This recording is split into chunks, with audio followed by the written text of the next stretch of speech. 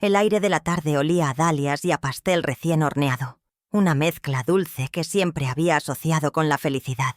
Mi jardín, ese pequeño pedazo de mundo que cuidaba con el esmero de una madre, parecía sonreír bajo el sol de mi cumpleaños número 68.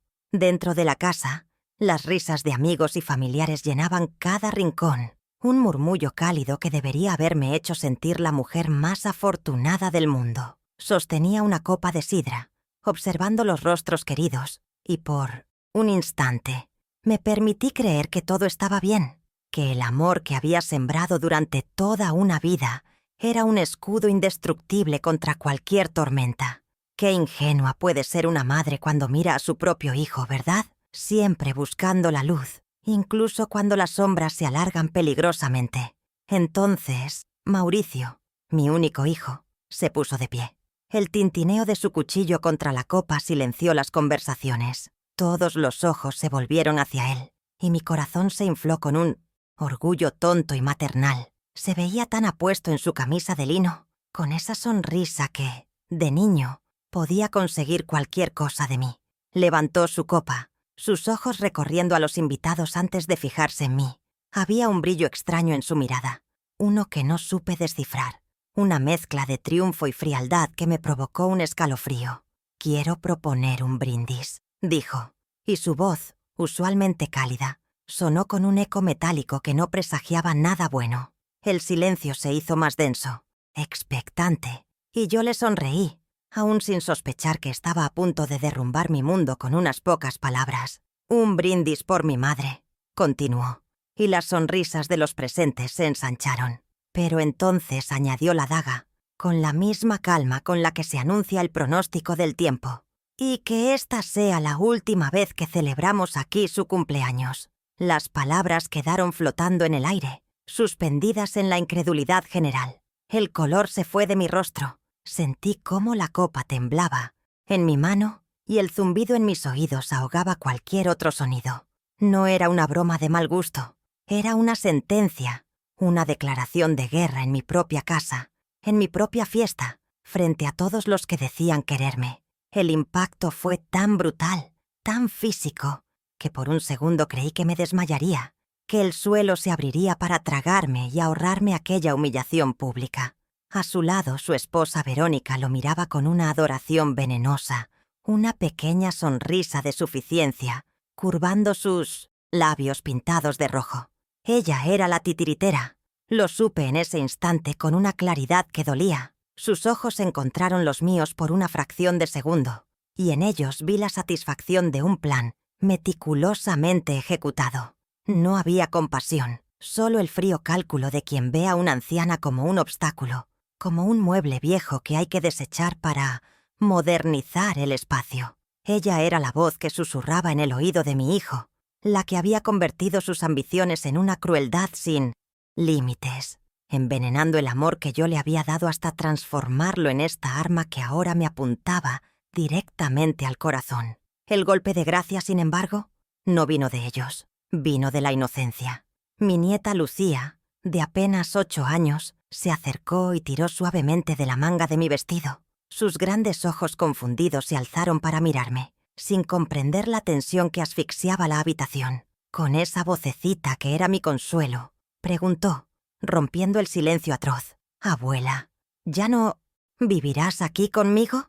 Esa pregunta tan pura y directa fue 1000 veces más dolorosa que el brindis de su padre, porque en su confusión estaba mi realidad. Me estaban echando, no solo de mi casa, sino también de su vida. Y la niña era la única lo suficientemente valiente para verbalizar la tragedia que se cernía sobre nosotros. ¿Cómo le explicas a una niña que su padre quiere borrar a su abuela de su hogar? Me quedé sin palabras, incapaz de responderle, con un nudo en la garganta que me ahogaba. A mi alrededor, los invitados desviaban la mirada, incómodos, algunos con lástima, otros con un morbo disimulado. Se habían convertido en testigos de mi destierro, de la ejecución pública de mi dignidad. Sentí sus miradas como alfileres clavándose en mi piel.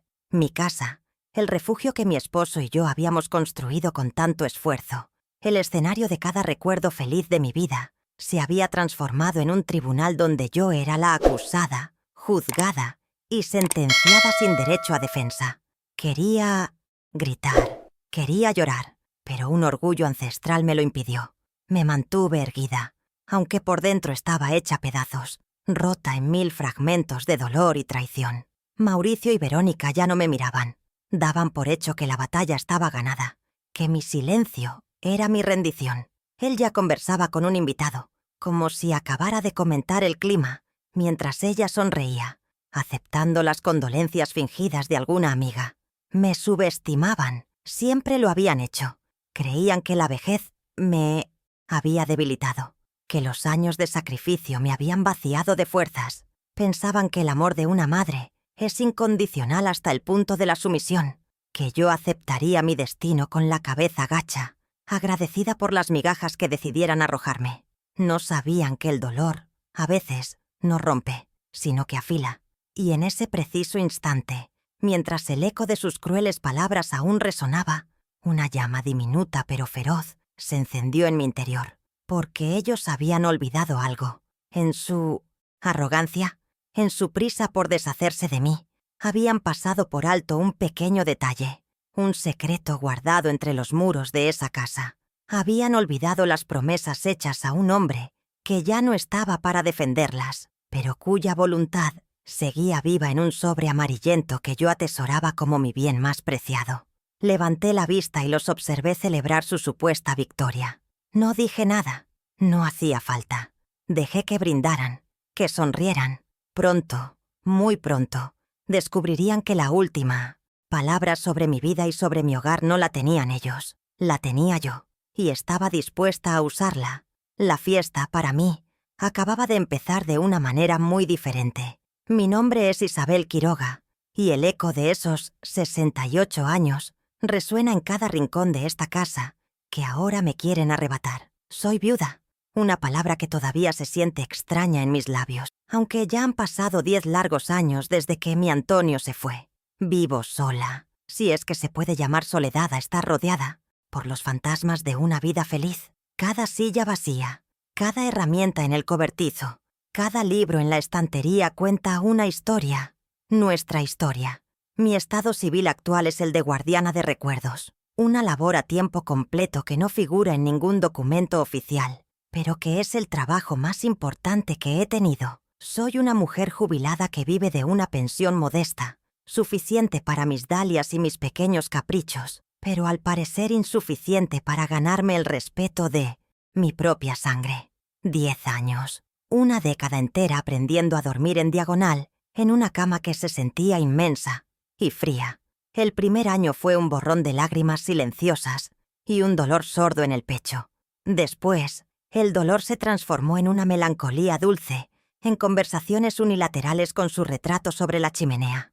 «Antonio, mira cómo ha florecido la orquídea», le digo por las mañanas. O «Antonio, Lucía hoy me ha dibujado un sol con tu misma sonrisa». Él me mira desde el marco de Smoothie plata, con esa mirada serena que siempre me calmaba, y yo le renuevo mi promesa, la que le hice tomando su mano fría en aquel hospital. Cuidaré de nuestro hijo, de nuestra familia. Quizás ese fue mi error, pensar que cuidar significaba protegerlo de todo, incluso de sí mismo, sin darme cuenta de que lo estaba protegiendo también de la responsabilidad. Mi rutina es sencilla, marcada por la luz del sol y el canto de los pájaros en el jardín. Me levanto al alba, cuando el rocío aún besa los pétalos de las rosas. El café de la mañana, solo, en la cocina donde enseñé a Mauricio a hacer sus primeras galletas, es un ritual sagrado. Luego, mis manos se hunden en la tierra, mi verdadera terapia. Plantar, podar, regar, ver la vida brotar de una pequeña semilla me recuerda que la paciencia y el cuidado siempre dan sus frutos. Por las tardes leo, o simplemente me siento en el porche, viendo pasar la vida. Algunos podrían llamar a esto una existencia monótona, vacía. Para mí, era paz. Una paz que había ganado con creces después de una vida de caos y alarmas de hospital. Fui enfermera durante más de 35 años en el hospital público. Mis manos, que ahora solo cuidan de flores, han sostenido a recién nacidos y han cerrado los ojos de los moribundos. Han limpiado heridas, administrado medicinas y ofrecido consuelo cuando la ciencia ya no tenía respuestas. Esas manos están arrugadas y manchadas por la tierra y los años, pero son fuertes. En ellas reside una fuerza que creo que mi hijo ha olvidado que poseo. Él ve a una anciana frágil, una figura decorativa del pasado. No recuerda a la mujer que trabajaba turnos dobles para pagar sus estudios, que llegaba a casa con el dolor de espalda carcomiéndola, pero siempre con una sonrisa y un plato de comida caliente para él. Mi mayor vulnerabilidad, tengo que admitirlo, siempre ha sido Mauricio. El amor de una madre puede ser un océano, pero también puede ser un velo que nos impide ver la realidad. Durante años justifiqué sus ausencias, su frialdad creciente, su interés casi exclusivo por el dinero. Está estresado por el trabajo, me decía. Verónica es muy exigente, pensaba. Me negaba a ver que mi hijo, el niño al que le leía cuentos sobre héroes y valores, se estaba convirtiendo en un hombre que medía el amor en metros cuadrados y el respeto en cifras bancarias. Lo amaba con una ceguera voluntaria, porque la verdad era demasiado dolorosa para enfrentarla. Creía que si le daba suficiente amor, él recordaría el camino de vuelta a casa, a los valores que le inculcamos. Pero debajo de esa vulnerabilidad siempre ha habido una veta de acero, la misma que me permitía asistir en una cirugía a corazón abierto, sin que me temblara el pulso, o la que me ayudaba a decirle a una familia que su ser querido no lo había logrado. Soy observadora, silenciosa. He visto cómo Verónica paseaba por mi casa con la mirada de un tasador, midiendo y evaluando, no con el cariño de una nuera. He notado cómo Mauricio evitaba mi mirada cuando hablábamos de futuro, cómo sus palabras de afecto sonaban huecas, ensayadas. No soy tonta.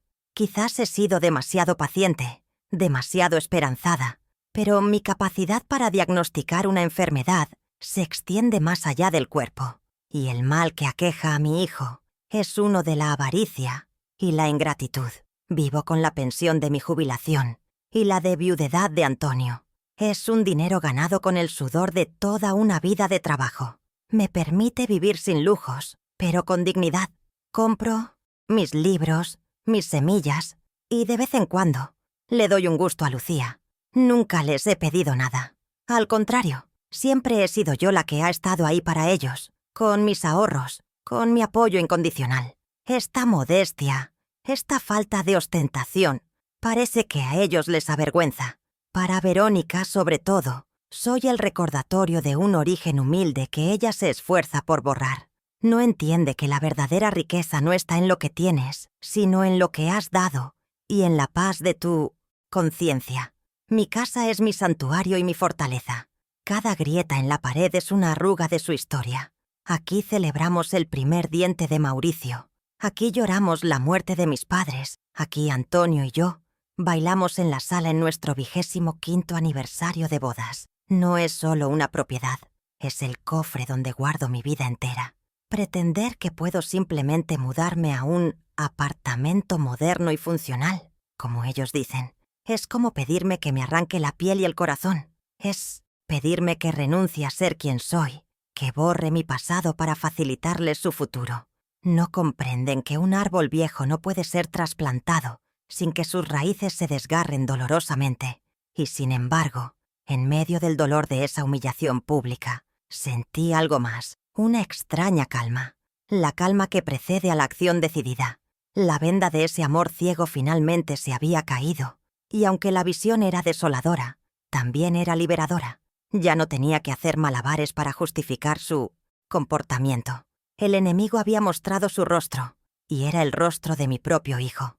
La tristeza seguía ahí, profunda y amarga, pero ya no me paralizaba. Se estaba transformando en una determinación fría, en la claridad de quien sabe que debe luchar, no solo por una casa, sino por su propia dignidad. Así que aquí estoy, Isabel Quiroga, la enfermera jubilada, la viuda, la jardinera, la madre traicionada. Pero también soy la mujer que no se rinde, la que aprendió a luchar por la vida de otros y ahora debe aprender a luchar por la suya. Mi promesa a Antonio ha cambiado de significado. Proteger a nuestra familia ahora significa enseñarle a nuestro hijo una lección que, tristemente, olvidó en el camino que el honor, la gratitud y el respeto no se pueden vender, ni demoler para construir un complejo de apartamentos de lujo. Y esa lección se la voy a dar, aunque sea lo último que haga. ¿Y tú? ¿Qué habrías hecho en mi lugar? ¿Alguna vez has sentido que lo diste todo por alguien y a cambio solo recibiste desprecio? Cuéntamelo en los comentarios. Mi familia, lo que queda de ella, es un triángulo de 3 generaciones. En el vértice está mi hijo, Mauricio Quiroga. A sus 40 años, ha logrado el éxito material que su padre y yo nunca buscamos, pero que él siempre anheló con una desesperación que a veces me asustaba.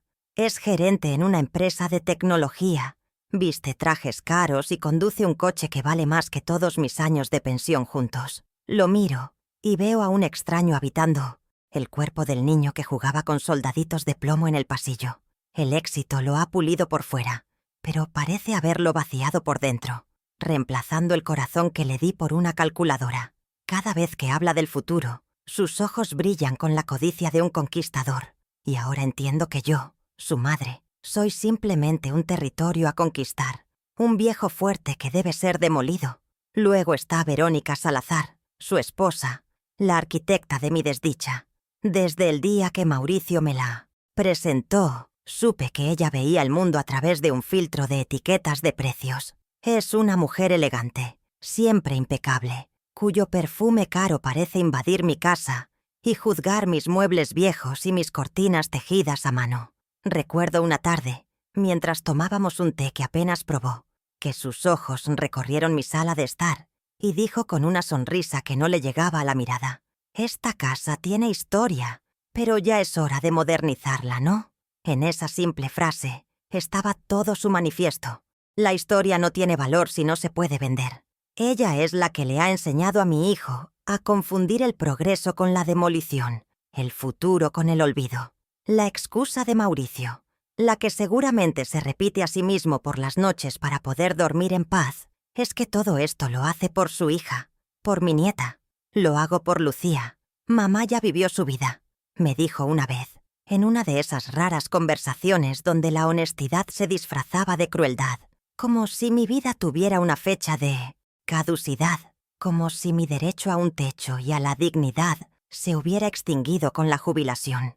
Pero yo sé que no es por Lucía, es por él, es por su insaciable necesidad de ascender en la escala social, por la presión de Verónica de vivir en un lugar que puedan presumir en sus redes sociales. Quieren vender este terreno para construir un edificio de lujo, y mi hogar es solo un daño colateral en su gran proyecto de enriquecimiento.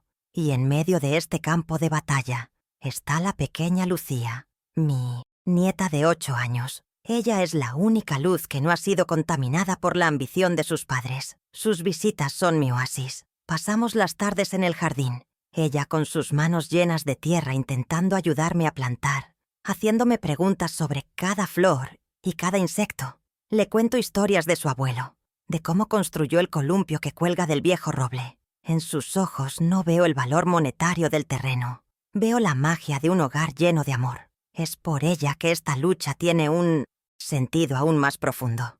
No solo peleo por mi casa, peleo por su derecho a tener raíces, a conocer su historia, a tener un refugio donde el amor no esté condicionado al éxito financiero. Nuestra relación no se rompió de la noche a la mañana. Fue una erosión lenta, un goteo constante de pequeñas decepciones. Recuerdo el primer domingo que Mauricio no vino a almorzar porque tenía un compromiso de trabajo. Esas ausencias se hicieron más frecuentes. Después empezaron las críticas sutiles de Verónica a mi forma de cocinar, a mi decoración, a mi ropa. Eran pequeños alfileres, pinchazos que al principio ignoraba, pero que con el tiempo fueron desangrando mi paciencia. Mauricio nunca me defendía. Su silencio era una forma de complicidad, un permiso tácito para que su esposa me faltara al respeto. Cada domingo sin su llamada, cada cumpleaños mío celebrado con prisa, era un ladrillo menos en el muro de nuestra relación. El punto de inflexión, creo, fue cuando vendí unas joyas que había heredado de mi madre para ayudarles con la entrada de su primer apartamento.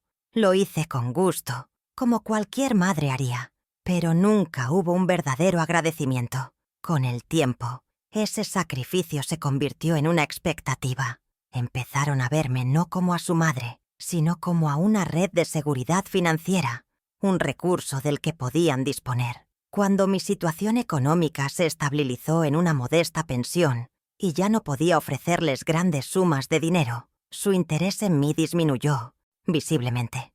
Las visitas se espaciaron aún más, y las conversaciones giraban siempre en torno a sus problemas económicos y a lo grande y costosa de mantener, que era mi casa. La manipulación se volvió más evidente en los meses previos a mi cumpleaños. Dejaban casualmente sobre la mesa de la cocina folletos de residencias para la tercera edad, con fotos de ancianos sonrientes jugando al bingo. «Mira, mamá, qué bien se lo pasan. Tienen todas las comodidades y no tienes que preocuparte por nada», me decía Verónica con una dulzura empalagosa. Mauricio apoyaba la moción, hablando de los beneficios de simplificar mi vida, de liberarme de la carga de la casa. No veían que esa supuesta carga era mi vida misma, mi independencia, mi historia. Me estaban tratando como a una niña, como a una incapaz que no sabía lo que era mejor para sí misma, allanando el terreno para el golpe final. Así llegamos a esa fiesta de cumpleaños. La humillación pública no fue un impulso, fue un acto premeditado, el clímax de una campaña de desgaste psicológico. Querían acorralarme, dejarme sin opciones, sin dignidad, para que aceptara mi exilio sin luchar. Pensaron que al exponerme frente a todos, mi vergüenza sería más grande que mi fuerza y que firmaría cualquier papel que me pusieran delante con tal de huir de sus miradas de lástima. Pero se equivocaron. No contaron con que la humillación, en lugar de doblegarme, despertaría a la enfermera, a la luchadora, a la mujer que durante años había cuidado de todos y que ahora, por primera vez, iba a cuidar de sí misma con la misma ferocidad. Recuerdo el olor del hospital como si todavía lo llevara impregnado en la piel, una mezcla de antiséptico, enfermedad y una extraña nota de esperanza. Durante más de 3 décadas, ese fue el aire que respiré, más que el de mi propio jardín.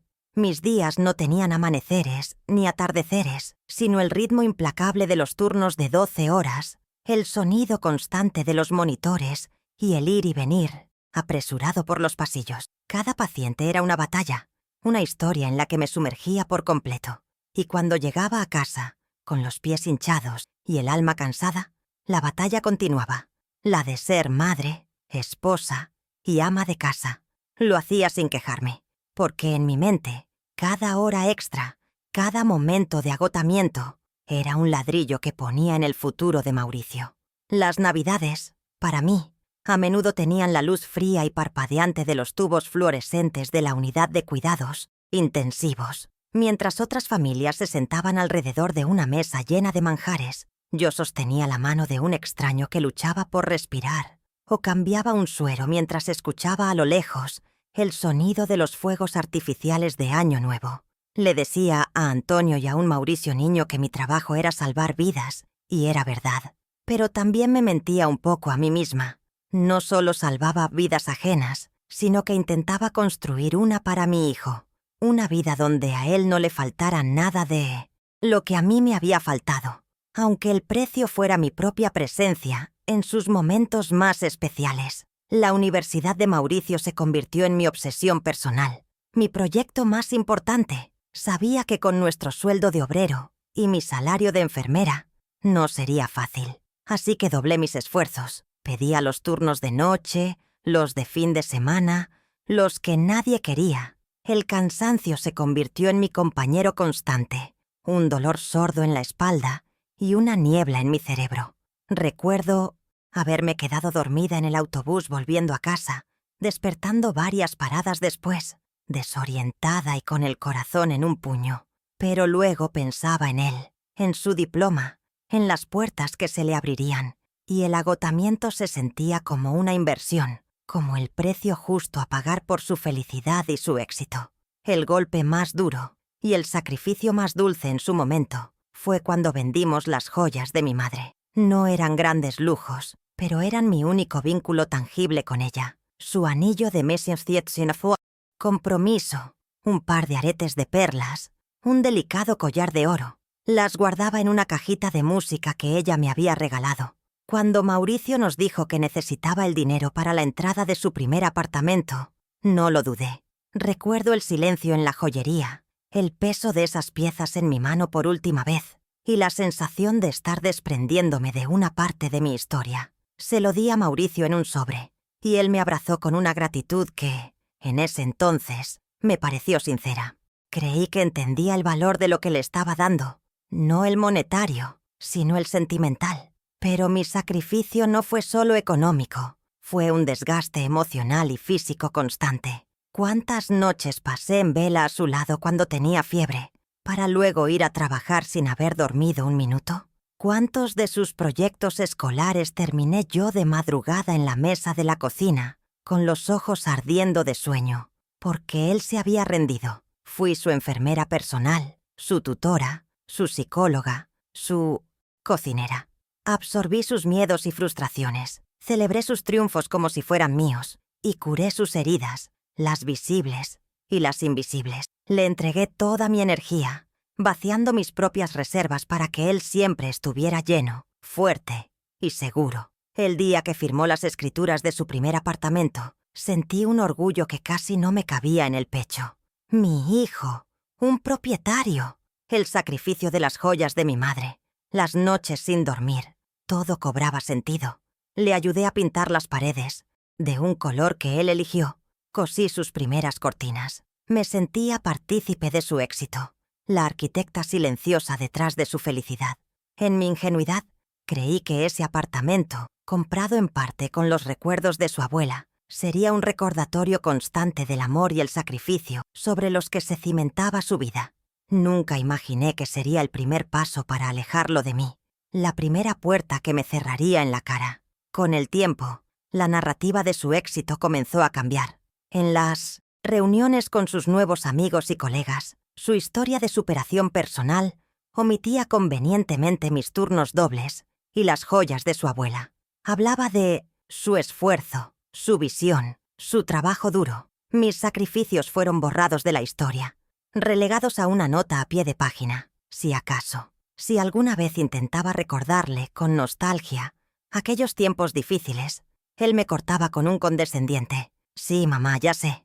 Eran otros tiempos». Como si mi esfuerzo tuviera fecha de vencimiento, como si el pasado fuera un lastre del que él necesitaba deshacerse para volar más alto. Y aquí estoy ahora, con el cuerpo resentido por décadas de trabajo incansable. Me duelen las rodillas al subir las escaleras y mi espalda es un mapa de nudos de tensión que ningún masaje puede deshacer. Este cansancio que siento no es solo la fatiga de la edad, es el agotamiento acumulado de una vida de dar, de poner siempre las necesidades de otro por encima de las mías. Veo a mi hijo, fuerte, próspero, lleno de vida, y no puedo evitar pensar que su vitalidad fue construida con pedazos de la mía. Le di mi juventud, mi salud, mis sueños, y él los tomó como si fueran un derecho, no un regalo. ¿Qué esperaba yo a cambio de todo esto? Nada extraordinario. No esperaba que me mantuviera, ni que me comprara lujos. Solo esperaba un poco de gratitud. Esperaba las llamadas de los domingos, el respeto por mi hogar y mis recuerdos. Esperaba que cuando me mirara, viera a la mujer que le dio todo, y no a un estorbo, a un problema a resolver. Esperaba que el amor que le di me fuera devuelto en forma de cariño y compañía en mis últimos años. Esperaba simplemente que se comportara como el hijo al que crié en el amor y el respeto por los mayores. En cambio, lo que he recibido es la cosecha más amarga que una madre puede recoger. Mi amor incondicional fue interpretado como debilidad. Mis sacrificios fueron olvidados, convertidos en una anécdota irrelevante de su pasado. Y mi hogar, el cientício, nido que construí para protegerlo, ahora es visto como un activo inmobiliario que le impide ser más rico.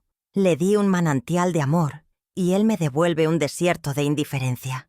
El brindis en mi fiesta de cumpleaños no fue solo un acto de crueldad, fue la confirmación final de que para él, yo ya no soy su madre. Soy un obstáculo en su camino hacia la cima. Mi esposo, Antonio, era un hombre de pocas palabras, pero de una profunda sabiduría. No era desconfiado, pero sí previsor. En la vida hay que esperar lo mejor, pero prepararse para lo peor, solía decir mientras ajustaba alguna bisagra suelta o revisaba el tejado antes de la temporada de lluvias. Era su lema, aplicado a todo. Yo, más soñadora, a veces me reía de su pragmatismo, pero siempre confié en su juicio. Él veía el mundo con una claridad que a mí me faltaba. Anticipaba las tormentas cuando yo solo veía un cielo despejado. Y fue esa capacidad suya para ver más allá del presente, lo que hoy se ha convertido en mi único escudo, en el ancla que me mantiene firme mientras las olas de la ambición de mi hijo amenazan con arrastrarme. Recuerdo un día de primavera, hace muchos años, poco después de que Mauricio se graduara de la universidad. Antonio insistió en que fuéramos a la notaría del centro. Para mí, era una tarde perdida, un trámite aburrido en un lugar que olía a papel viejo y a secretos guardados. Él, sin embargo, estaba extrañamente solemne, decidido. Hablamos con el notario, un hombrecillo con gafas gruesas, y firmamos una serie de documentos relacionados con la casa. Antonio me explicó que estábamos poniendo todo en orden, transfiriendo la propiedad a nombre de Mauricio para facilitarle las cosas en el futuro. Me pareció un gesto de una generosidad inmensa, aunque una parte de mí sintió un pequeño vértigo al ver nuestras firmas cediendo el hogar que tanto nos costó construir. Entre todos los papeles que firmamos ese día, había uno en particular, uno que el notario leyó con especial énfasis y que Antonio me hizo prometer que guardaría en un lugar seguro. Ese documento, junto con una carta escrita a mano por mi esposo, descansa desde entonces en un sobre amarillento por el tiempo. Guardo ese sobre en una vieja caja de madera de sándalo, junto a mis tesoros más preciados, las cartas de amor que Antonio me escribió durante nuestro noviazgo, el primer mechón de pelo rubio de Mauricio, una pequeña concha que recogimos en nuestra luna de miel. Allí, entre reliquias de amor y nostalgia, se esconde la pieza clave de mi futuro, un secreto que ha dormido durante años, esperando su momento. Nadie, y menos Mauricio o Verónica, sabe de la existencia de ese sobre. Para ellos, la casa es un activo limpio, una propiedad lista para ser liquidada.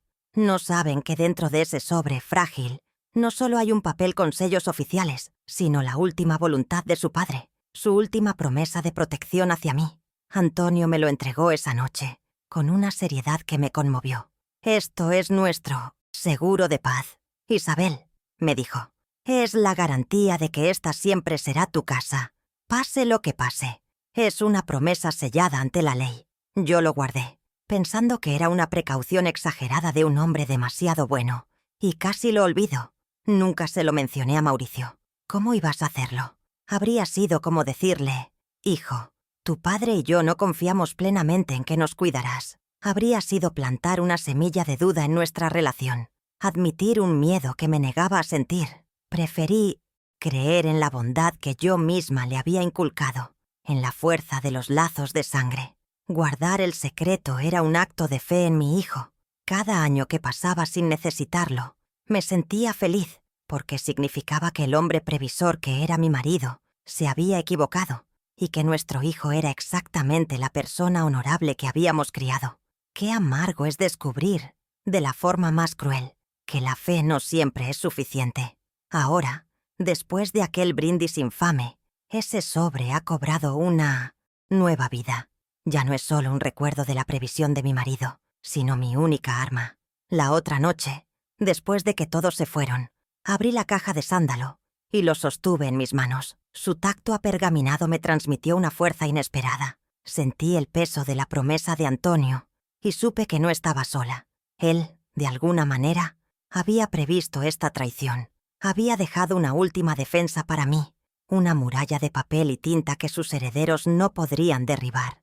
Y mientras ellos hacen sus planes y traen a sus agentes inmobiliarios, yo acaricio este sobre y espero. El tablero está dispuesto, y ellos aún no saben que la reina, aunque parezca vieja y frágil, todavía tiene el poder de dar jaque mate. A la mañana siguiente de la fiesta, el olor a tarta rancia y a flores marchitas era el fiel reflejo de mi estado de ánimo. Mauricio vino a verme. Esperaba, con una estupidez que ahora me avergüenza, una disculpa, un atisbo de arrepentimiento en sus ojos. En su lugar, encontré la fría y pulcra lógica de un hombre de negocio. Se sentó en la silla de la cocina, la misma donde yo le curaba las rodillas raspadas, y me habló del mercado inmobiliario, de la oportunidad única que representaba la venta de la casa.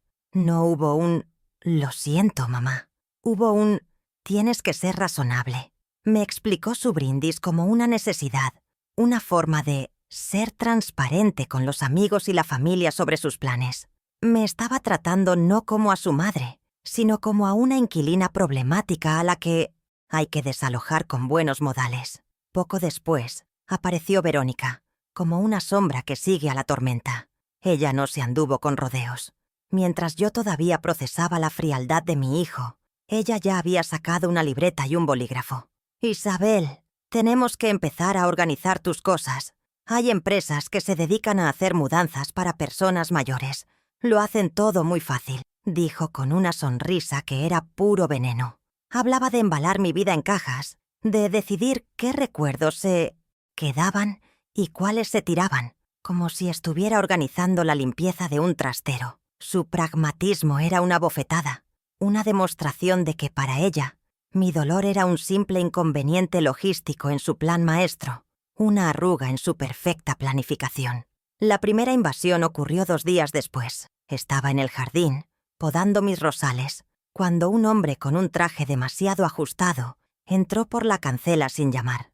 Llevaba una carpeta y un medidor láser. Era un agente inmobiliario. Sin dirigirme la palabra, comenzó a medir el perímetro del terreno, apuntando con la luz roja a los árboles que mi Antonio había plantado. Me sentí desnuda, expuesta, como si un extraño hubiera entrado en mi dormitorio sin permiso.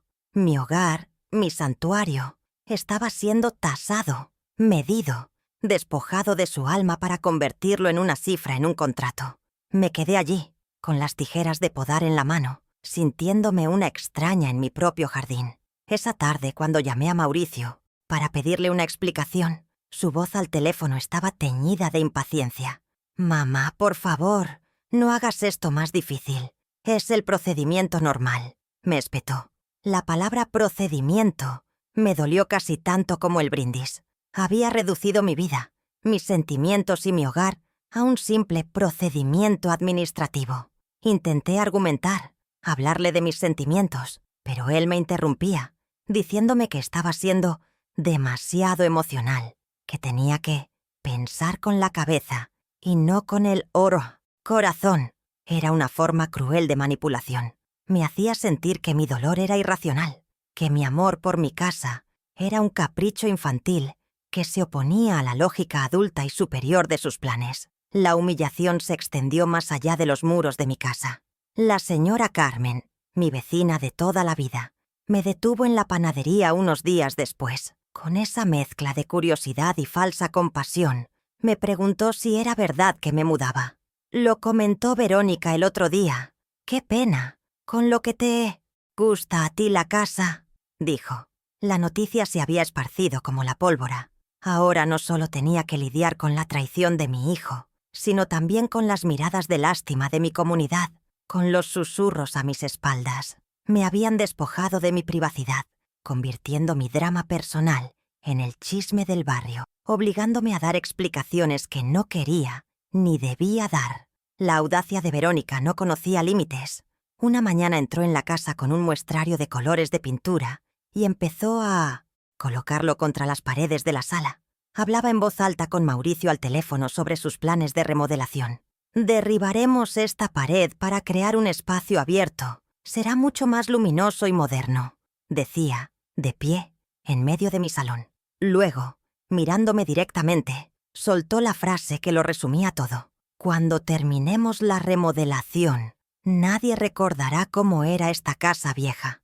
No solo quería echarme, quería borrar mi existencia, aniquilar cada huella de mi paso por el que había sido mi hogar durante 40 años. Con una calma que no sabía que poseía, me acerqué a la pared que ella quería demoler. Pasé la mano por la superficie rugosa, deteniéndome en una serie de pequeñas marcas a lápiz, cada una con una fecha. «En esta pared», le dije con la voz más firme que pude encontrar, «están las marcas de la altura de Mauricio.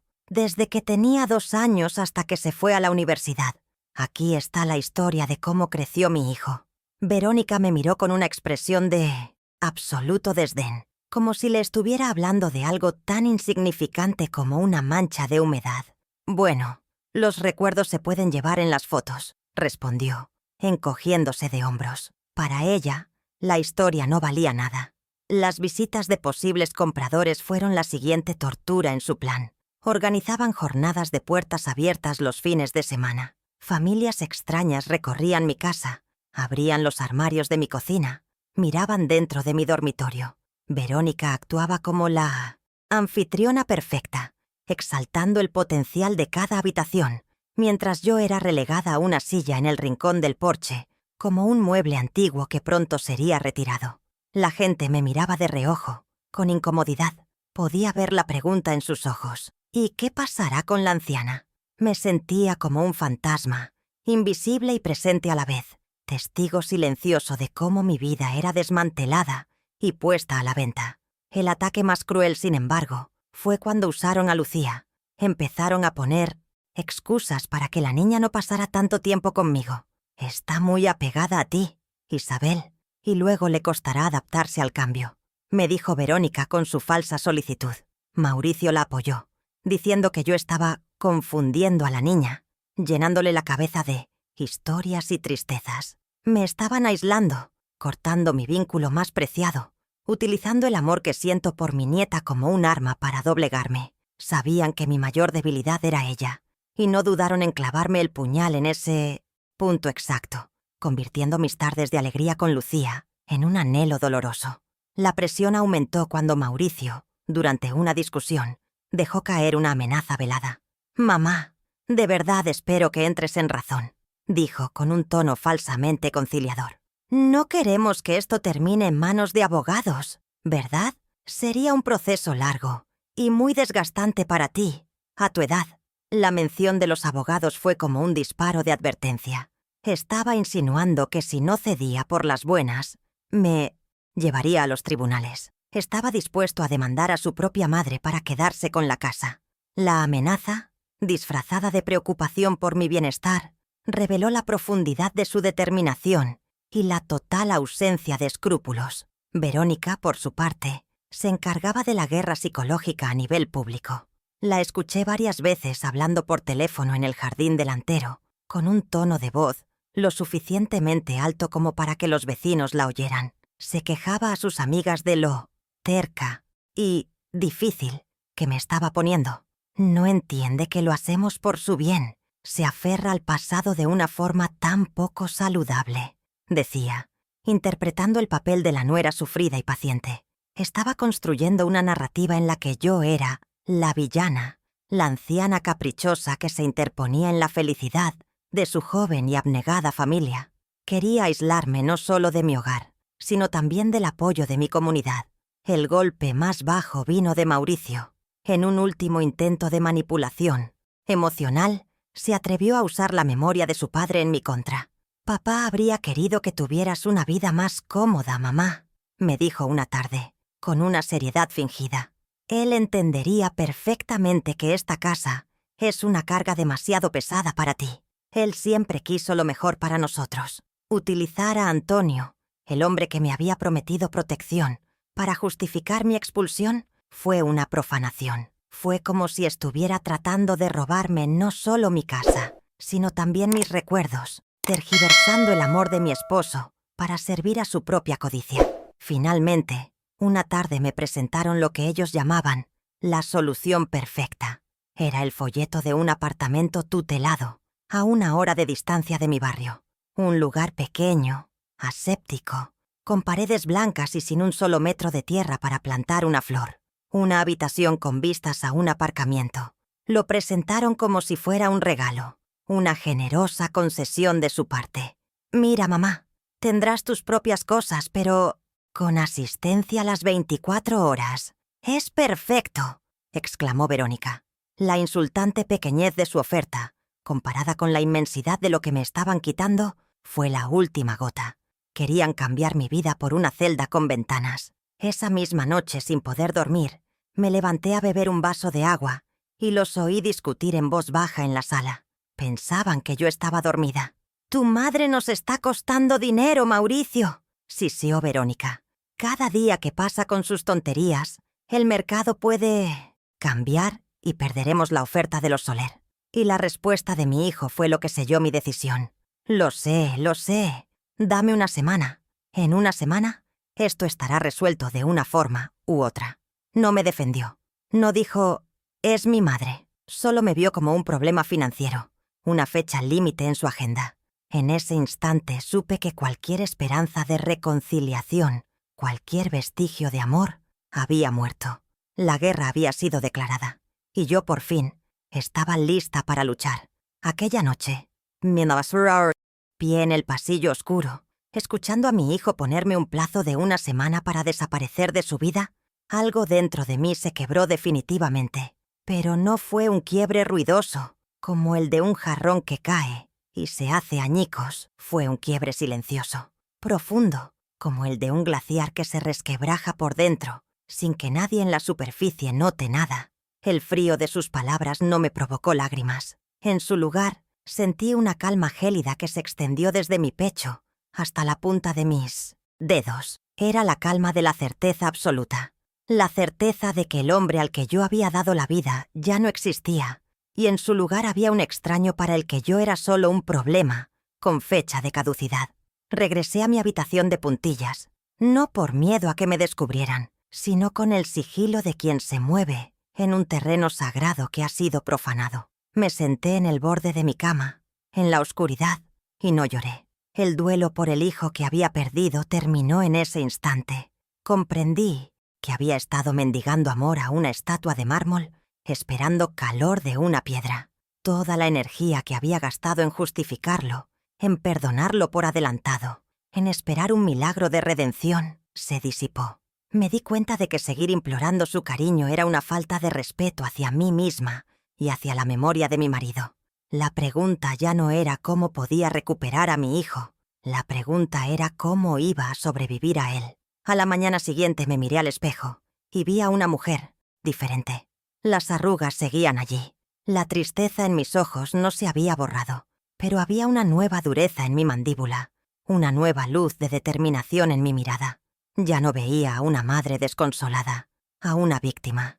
Vi a Isabel Quiroga, la enfermera que había afrontado la muerte y el dolor sin pestañear durante 35 años. La mujer que sabía cómo mantener la calma en medio de una crisis, cómo tomar decisiones difíciles bajo presión. Había olvidado quién era yo más allá de mi rol de madre. Esa mañana, en el reflejo del espejo, volví a encontrarme. Y esa mujer no estaba dispuesta a rendirse. Mientras me preparaba el café, con una lucidez mental que no había tenido en meses, un nombre vino a mi mente. Arturo Morales, el señor Morales, el mejor amigo de mi Antonio, su compañero de ajedrez durante más de 40 años, un abogado jubilado, un hombre de una integridad intachable y una mente afilada como un bisturí. Recordé las tardes de domingo en las que él y Antonio se sentaban en el porche, moviendo las piezas en silencio, planeando sus estrategias con varios movimientos de antelación. Antonio siempre decía que Arturo no era solo un abogado, sino un estratega, y yo, en ese momento, necesitaba desesperadamente un estratega. La idea se instaló en mi mente, no como una vaga esperanza, sino como el primer paso de un plan. Con un propósito claro, fui a mi dormitorio y saqué la vieja caja de sándalo. Mis manos no temblaban mientras levantaba el sobre amarillento. Ya no lo miraba como una reliquia sentimental, sino como una herramienta, una llave. Lo abrí y volví a mirar el documento oficial, con sus sellos y su lenguaje legal que apenas comprendía, pero había frases que ahora me parecían brillar con un nuevo significado. Derecho de uso y disfrute, carácter vitalicio. Sabía que este papel era importante, pero necesitaba que alguien me confirmara su verdadero poder, su alcance inexpugnable. El legado de Antonio ya no era un consuelo, era mi plan de batalla, y el señor Morales sería mi general. Marqué su número de teléfono, que por suerte conservaba en una vieja agenda. El corazón me latía con fuerza, no de miedo, sino de una extraña excitación, la adrenalina de quien está a punto de dar un paso decisivo. Cuando su voz amable y cascada respondió al otro lado, sentí un enorme alivio. «Arturo, soy Isabel, la viuda de Antonio», le dije, y mi propia voz sonó más fuerte de lo que esperaba. «Perdona que te moleste. Sé que estás retirado, pero necesito tu consejo sobre un documento legal que Antonio me dejó hace muchos años. Es importante». No di más detalles. Un buen estratega no revela sus movimientos antes de tiempo. Quedamos en vernos al día siguiente en una cafetería discreta del centro. Ese día, cuando Verónica bajó a desayunar y empezó a hablar de una cita con unos nuevos compradores, hice algo que la descolocó por completo. No discutí, simplemente asentí mientras untaba mermelada en mi tostada. «¿Te parece bien el jueves a las 5?» preguntó, esperando resistencia. «Claro, como queráis», respondí con una serenidad que la dejó desconcertada. Mi sumisión repentina era mi nueva arma. Que siguieran adelante con sus planes, que trajeran a sus compradores, que midieran las paredes y soñaran con sus millones. Su arrogancia sería mi mejor aliada. Los dejaría avanzar en el tablero, creyendo que tenían el juego ganado, sin saber que yo estaba a punto de poner en juego una pieza que ellos ni siquiera sabían que existía. A partir de ese momento, mi objetivo cambió. Ya no buscaba su amor, porque había aceptado que estaba muerto. Ya no buscaba su compasión, porque sabía que eran incapaces de sentirla. Lo que buscaba era algo mucho más simple y mucho más puro. Justicia. Una justicia silenciosa, como mi punto de ruptura. No una venganza gritada a los 4 vientos, sino la aplicación fría e implacable de la verdad. Protegería mi hogar, mi dignidad y la memoria de mi esposo, no con súplicas, sino con la ley. El plan había comenzado. Y la Isabel que lloraba y suplicaba había sido reemplazada por la Isabel que observaba, esperaba y se preparaba para dar su jaque mate. La cafetería era un lugar tranquilo, de esos que huelen a café de verdad y a bizcocho casero. El señor Morales llegó puntual, con el paso lento de sus 80 años, pero con la misma mirada vivaz que yo recordaba de sus partidas de ajedrez con Antonio. Nos saludamos con el cariño de los viejos amigos. Y durante unos minutos hablamos de mi esposo, de los nietos, de los achaques de la edad. Dejé que la conversación fluyera con naturalidad, pero mi corazón latía con la urgencia de quien guarda un secreto a punto de ser revelado. Él, con su intuición de abogado, pareció notarlo. Dejó su taza sobre el plato y me miró por encima de sus gafas. «Isabel, me dijiste que tenías algo importante que mostrarme», dijo con amabilidad. Con manos que ahora se sentían firmes y decididas, saqué el sobre amarillento de mi bolso y lo deslicé sobre la mesa de mármol. «Antonio me dejó esto. Dijo que era importante», expliqué. El señor Morales se ajustó las gafas y sacó los documentos con un cuidado casi reverencial. Sus ojos, acostumbrados a leer la letra pequeña de la vida, recorrieron las líneas del texto legal. El silencio se apoderó de nuestra mesa mientras él leía, y yo contenía la respiración, sintiendo que todo mi futuro dependía de su veredicto. Pasó una página, luego otra, y su expresión seria se fue transformando lentamente, como el sol que despunta tras una nube. Una de sus cejas se arqueó con sorpresa, y luego una leve sonrisa comenzó a dibujarse en sus labios. Finalmente levantó la vista del papel y me miró. La sonrisa se había ensanchado. «Isabel, mi querida amiga», comenzó, y su voz estaba cargada de una admiración profunda. «Tu Antonio no era solo un buen hombre, era un genio, un estratega brillante». Tomó mi mano por encima de la mesa.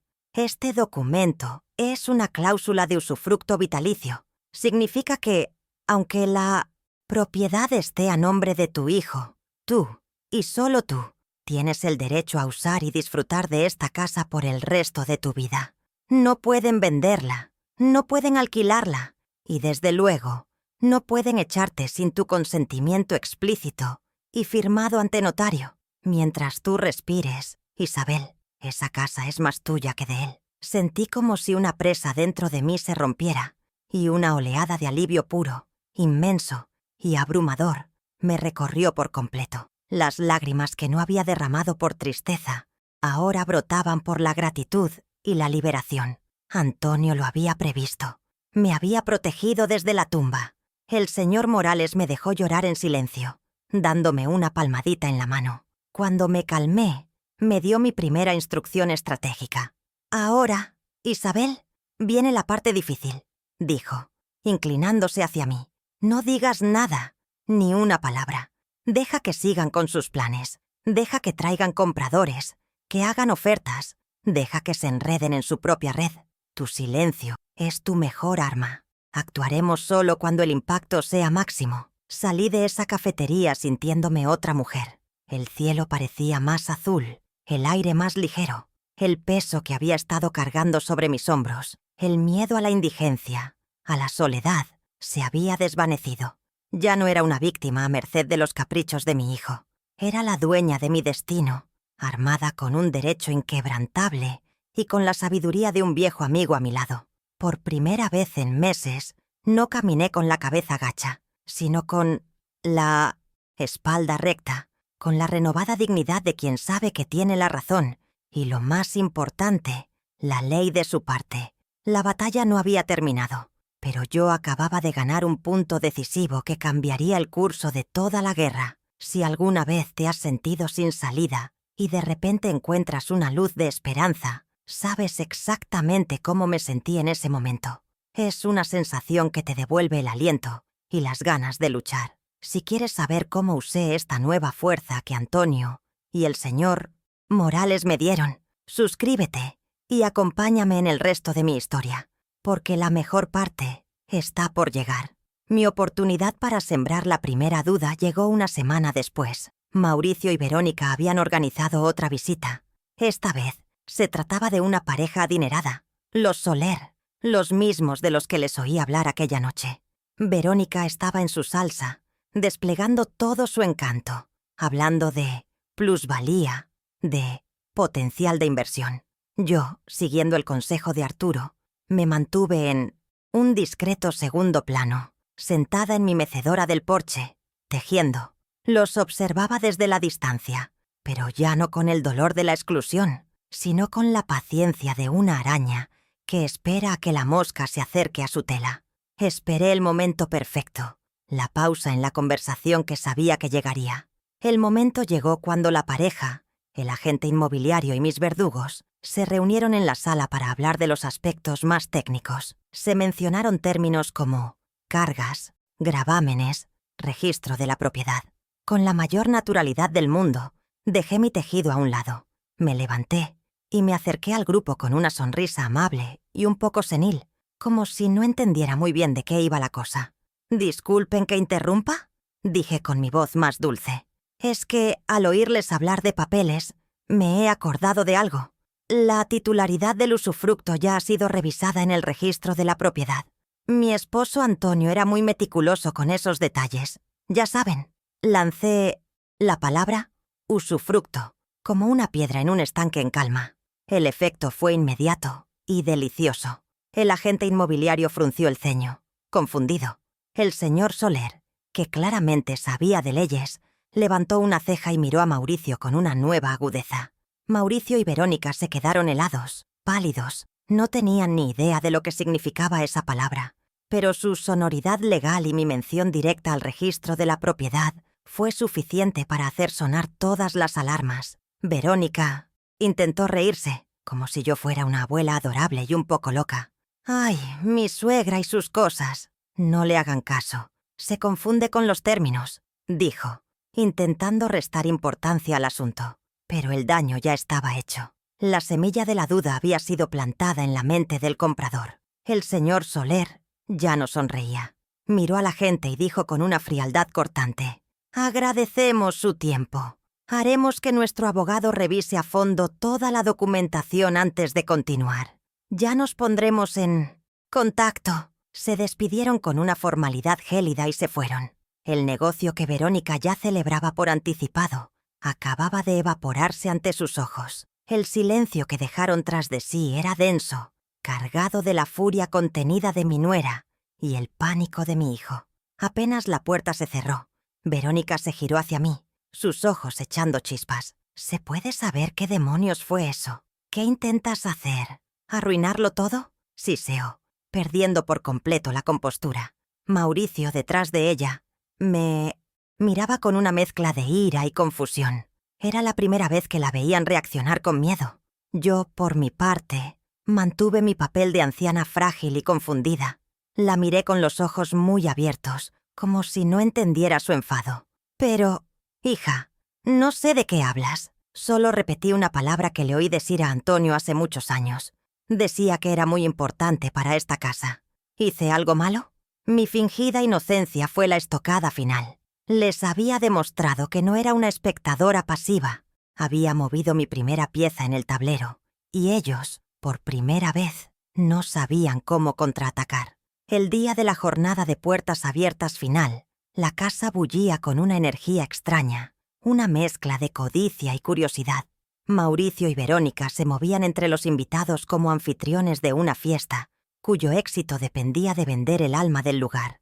Había más gente que nunca, potenciales compradores con chequeras abultadas, varios agentes inmobiliarios y hasta algunos vecinos que habían entrado con la excusa de curiosear.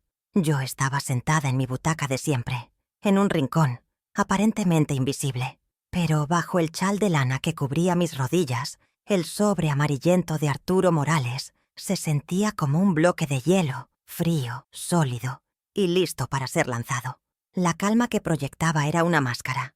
Por dentro, la adrenalina de la batalla final recorría mis venas. Mauricio se situó en el centro de la sala, junto a la chimenea donde su padre y yo habíamos colgado sus calcetines de Navidad durante tantos años. Con una confianza ensayada, comenzó su discurso. Habló de la ubicación privilegiada, de los metros cuadrados, del inmenso potencial de modernización. Cada palabra era un martillazo sobre mis recuerdos, reduciendo nuestra vida a una simple transacción comercial.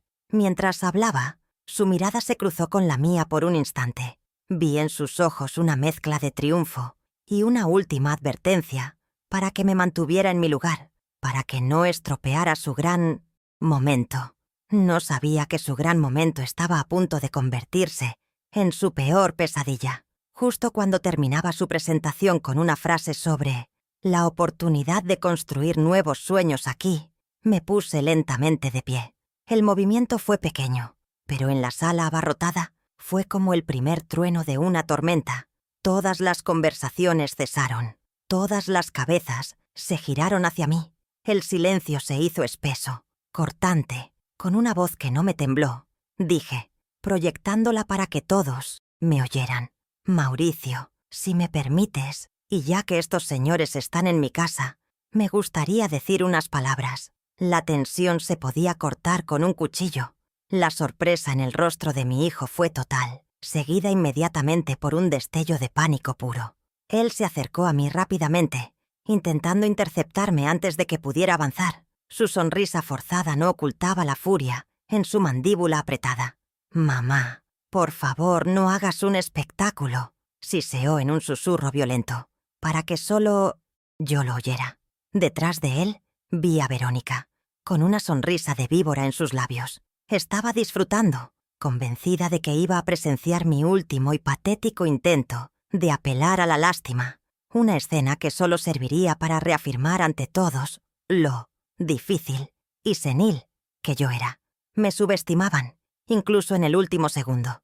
Y ese fue, como siempre, su mayor error. En ese preciso instante, sentí una manita pequeña y cálida buscando la mía. Era Lucía, que se había deslizado entre la gente hasta llegar a mi lado. Me miró con sus ojos grandes y preocupados, sin entender qué pasaba, pero sabiendo instintivamente que yo la necesitaba. Aferré su mano con fuerza, y su contacto fue como una descarga eléctrica de amor y coraje. Ya no era solo por mí, era por ella, por el legado de decencia y respeto que sus padres estaban pisoteando. Era para enseñarle que uno nunca debe callar ante la injusticia, ni siquiera cuando el verdugo es de tu propia sangre. Su presencia a mi lado me convirtió en una leona. Ignorando el brazo de Mauricio que intentaba detenerme, avancé con Lucía de la mano hasta el centro de la sala. Mi mirada se paseó por los rostros de todos los presentes y mi voz sonó con una claridad que sorprendió a todos, incluyéndome a mí misma. «Buenas tardes a todos». Mi hijo les da la bienvenida a lo que él llama una propiedad. Yo les doy la bienvenida a mi hogar, comencé. El hogar donde mi esposo y yo criamos a este hombre, donde cada rincón guarda una historia que, al parecer, no tiene valor en el mercado inmobiliario, pero que para mí lo es todo. Mauricio se quedó paralizado. El control de la situación había cambiado de manos. Les han hablado de futuro, de inversiones, de remodelaciones. Permítanme que yo les hable un segundo del pasado. Continué, mirando fijamente a mi hijo. Les hablaré de las noches sin dormir para pagar los estudios del hombre que hoy les vende su infancia. Les hablaré de las joyas de mi madre vendidas para ayudarle a comprar su primer apartamento. Les hablaré de los sacrificios que son los cimientos invisibles de esta casa, cimientos que al parecer se quieren demoler junto con las paredes. Las caras de los compradores cambiaron. La codicia dio paso a la incomodidad. La venta de una casa se había convertido en un juicio público. Entonces, con un movimiento teatral que el señor Morales habría aprobado, levanté el chal que cubría mi regazo y mostré el sobre amarillento. La sala entera pareció contener la respiración. Mi hijo ha sido muy elocuente sobre los detalles financieros de esta transacción, dije, mi voz resonando en el silencio. Pero en su prisa, ha olvidado compartir con ustedes un pequeño detalle legal, un detalle del pasado que define por completo el presente de esta casa y, desde luego, su futuro. Caminé con paso firme hacia el agente inmobiliario principal, un hombre de rostro congestionado que me miraba como si estuviera viendo una aparición. Abrí el sobre con parsimonia, saqué el documento y lo entregué. Luego, volviéndome hacia la audiencia, pronuncié las palabras que había ensayado en mi mente 100 veces. Este documento, señoras y señores, es una escritura de usufructo vitalicio a mi favor, registrada legalmente hace más de 20 años. Estipula, en un lenguaje muy claro que su abogado podrá confirmar, que esta casa no puede ser vendida, hipotecada, ni alterada de ninguna manera, sin mi autorización por escrito mientras yo viva.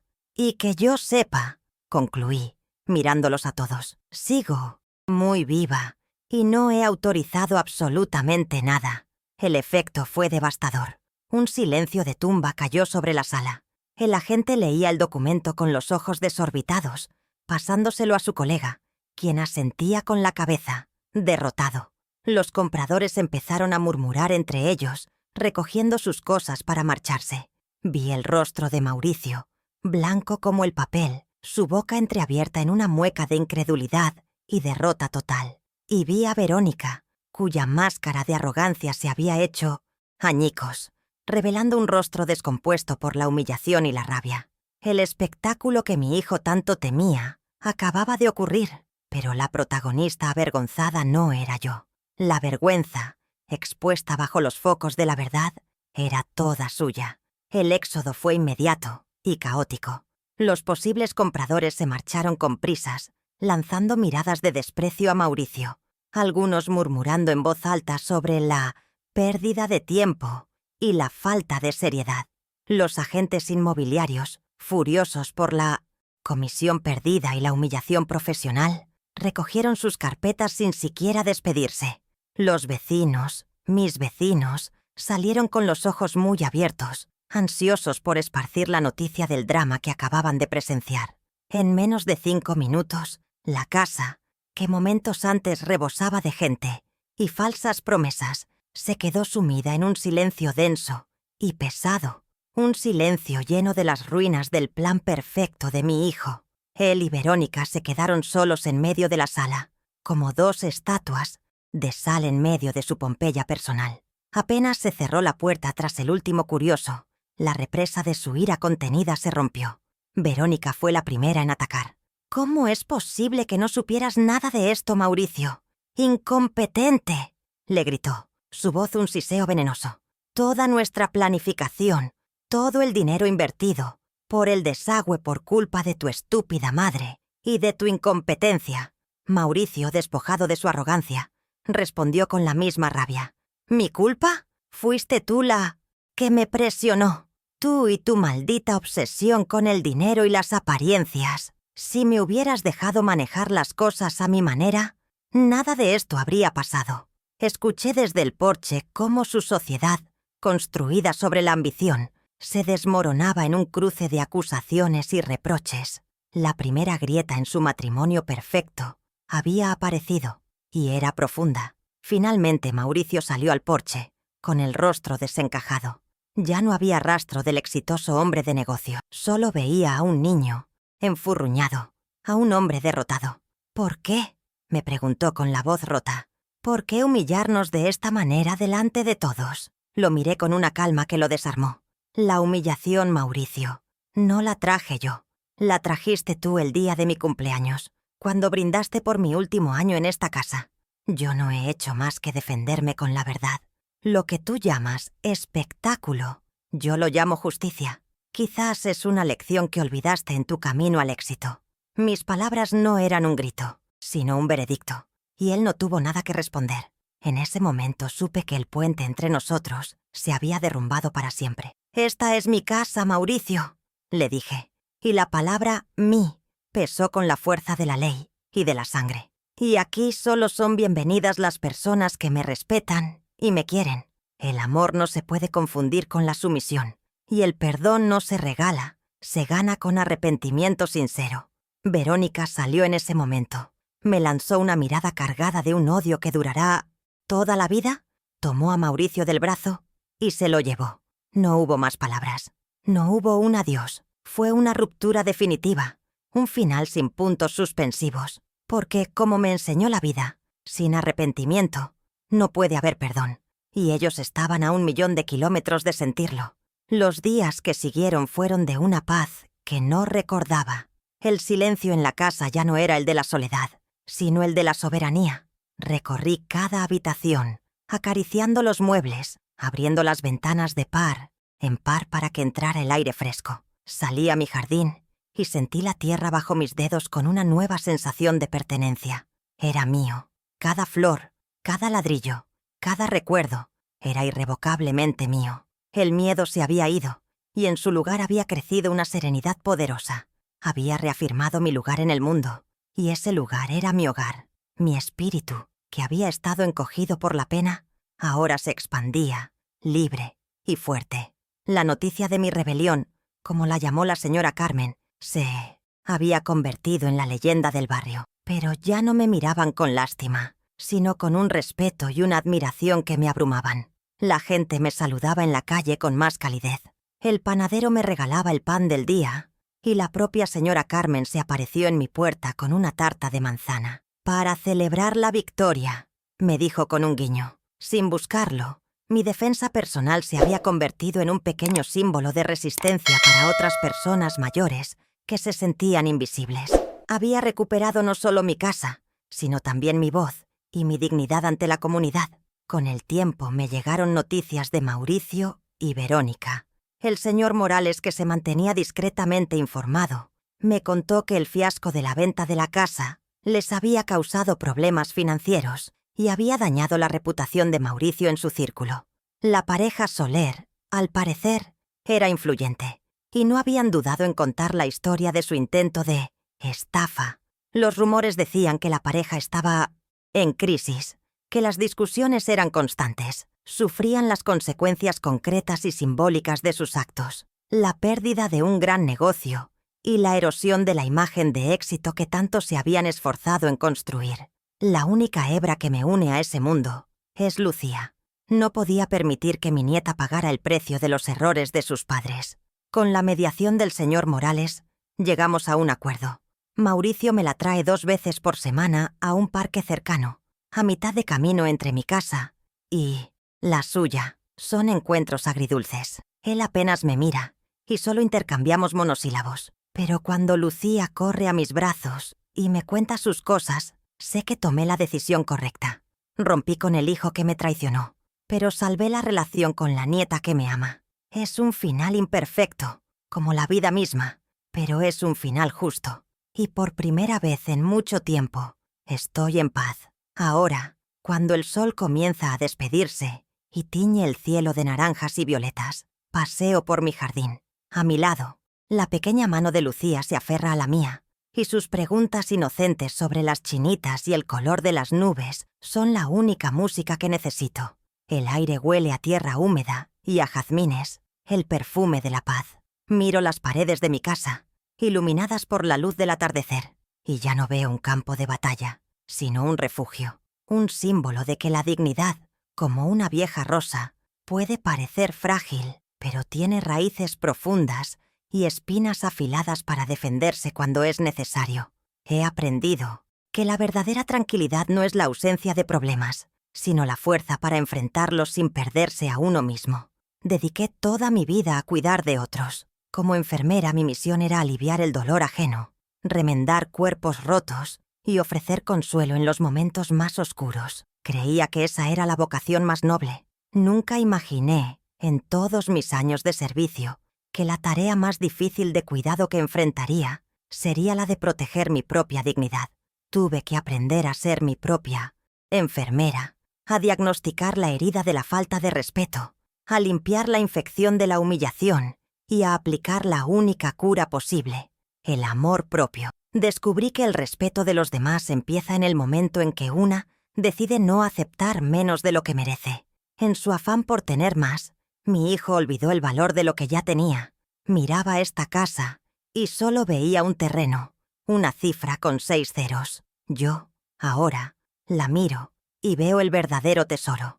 No está en los ladrillos, sino en las risas que todavía resuenan en el pasillo, en el recuerdo de la mano de Antonio sobre la mía, en la promesa de un futuro para Lucía, donde ella aprenda a valorar las raíces. Hoy sé, con una certeza que me nace del alma, que el verdadero legado que dejamos no son las casas, ni las cuentas bancarias, ni los apellidos. El único legado que perdura, el único que de verdad importa, es el respeto que sembramos en el corazón de las personas que amamos. La ingratitud es un veneno silencioso, seca las raíces del afecto y convierte el amor más frondoso en un desierto. Eso fue lo que le pasó a mi hijo. Olvidó el camino de vuelta a casa porque olvidó agradecer cada piedra que se puso para construir su sendero. La gratitud es la memoria del corazón, y cuando el corazón olvida, el alma se pierde. Esta dura lección me ha enseñado que el amor, para ser sano, debe ser una vía de doble sentido, un intercambio constante de cuidado, respeto y, sobre todo, de agradecimiento por el simple hecho de tenerse el uno al otro. Sin esa gratitud, el amor se convierte en una deuda, y las deudas, tarde o temprano, acaban con todo. Mientras veo a Lucía maravillarse con una luciérnaga que acaba de encender su luz, entiendo cuál es el legado que quiero dejarle a ella. No es esta casa, ni el dinero que pueda ahorrar. Es la historia de su abuela, la historia de una mujer que, cuando intentaron apagarla, decidió brillar con más fuerza. Le enseñaré que la amabilidad no es debilidad y que el perdón es un regalo que solo merecen quienes lo piden con el corazón. Y le diré, siempre, que el lugar más seguro del mundo no es una casa, sino una conciencia tranquila y una dignidad intacta. Esa es mi herencia para ella. Gracias por escuchar mi historia hasta el final. Si te ha conmovido o te ha recordado la importancia de defender quién eres, compártela, porque a veces la historia de una anciana en su jardín es un eco de las batallas que todos libramos por nuestra propia dignidad.